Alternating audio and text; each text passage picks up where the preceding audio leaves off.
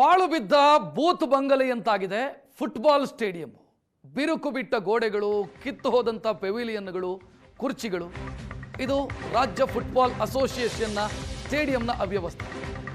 Football ತರಬೇತಿಗೆ ಹೆಸರಾಗಬೇಕಿದ್ದಂಥ stadium ಈ ಸ್ಥಿತಿಯಲ್ಲಿದೆ. ಅಶೋಕ್ ನಗರದಲ್ಲಿರುವಂಥ ಫುಟ್ಬಾಲ್ ಅಸೋಸಿಯೇಷನ್ನ ಸ್ಟೇಡಿಯಂನ ದುಸ್ಥಿತಿ ಇದೆ. ಫುಟ್ಬಾಲ್ ಸ್ಟೇಡಿಯಂ ಸುತ್ತಲೂ ಕಾಡಿನಂತೆ ಪೊದೆ ಬೆಳೆದಿದೆ. ನಾಯಿ, ನರಿ, ಕುಡುಕರು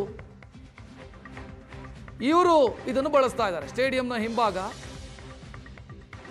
ಪಾಚಿ ಕಟ್ಟಿದೆ, ಕೆಳಗಡೆ ಕಸದ ರಾಶಿ ಇದೆ. ಯಾವಾಗ ಸಿಮೆಂಟ್ ತುಂಡು ತಲೆ ಮೇಲೆ ಬೀಳುತ್ತೋ ಅನ್ನುವಂಥ ಆತಂಕ. ಇದನ್ನು ದುರಸ್ತಿ ಮಾಡಿ ಸಮರ್ಪಕ ನಿರ್ವಹಣೆ ಮಾಡಬೇಕಿತ್ತು, ಅದು ಯಾವುದು ಕೂಡ ಆಗ್ತಾ ಇಲ್ಲ.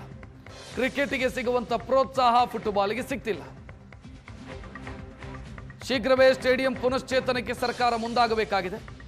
ಇದು ಫುಟ್ಬಾಲ್ ಸ್ಟೇಡಿಯಂನ ಅಶೋಕ್ ನಗರದಲ್ಲಿರುವಂಥ ಫುಟ್ಬಾಲ್ ಸ್ಟೇಡಿಯಂನ ಸ್ಥಿತಿ ಇದು.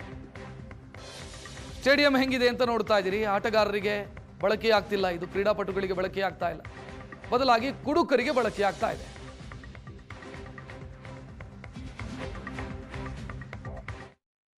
ಪಾಳು ಬಿದ್ದ ಬೂತ್ ಬಂಗಲೆಯಂತಾಗಿದೆ ಫುಟ್ಬಾಲ್ ಸ್ಟೇಡಿಯಂ.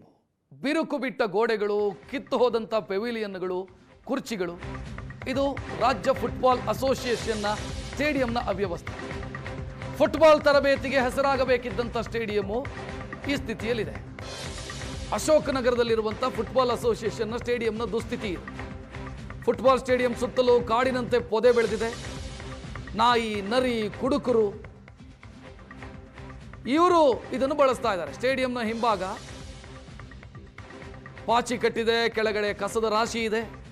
ಯಾವಾಗ ಸಿಮೆಂಟ್ ತುಂಡು ತಲೆ ಮೇಲೆ ಬೀಳುತ್ತೋ ಅನ್ನುವಂಥ ಆತಂಕ.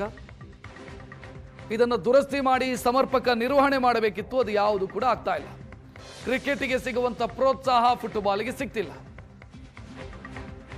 ಶೀಘ್ರವೇ ಸ್ಟೇಡಿಯಂ ಪುನಶ್ಚೇತನಕ್ಕೆ ಸರ್ಕಾರ ಮುಂದಾಗಬೇಕಾಗಿದೆ. ಇದು ಫುಟ್ಬಾಲ್ ಸ್ಟೇಡಿಯಂನ ಅಶೋಕ್ ನಗರದಲ್ಲಿರುವಂಥ ಫುಟ್ಬಾಲ್ ಸ್ಟೇಡಿಯಂನ ಸ್ಥಿತಿ ಇದು. ಸ್ಟೇಡಿಯಂ ಹೆಂಗಿದೆ ಅಂತ ನೋಡ್ತಾ ಇದ್ದೀರಿ. ಆಟಗಾರರಿಗೆ ಬಳಕೆಯಾಗ್ತಿಲ್ಲ, ಇದು ಕ್ರೀಡಾಪಟುಗಳಿಗೆ ಬಳಕೆಯಾಗ್ತಾ ಇಲ್ಲ, ಬದಲಾಗಿ ಕುಡುಕರಿಗೆ ಬಳಕೆಯಾಗ್ತಾ ಇದೆ.